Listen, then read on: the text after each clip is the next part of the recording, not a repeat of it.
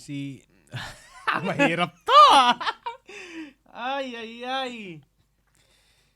Kay M-Class naman, kudos ako sa ano niya sa artist skills, parang sa sulat, syempre sa boses niya, at saka syempre bilang artista talaga si syempre si Francis naman, siya ang tumutulak sa akin na parang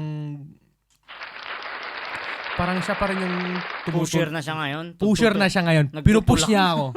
Nagtutulak na siya ngayon. Siya yung yung talagang parang mentor ko na rin si Francis. Parang Pero hindi halata na Hindi halata, pero ganun din. Francis may mga ganun ka palang talent Salamat kay Francis kung nandito ako sa hip-hop.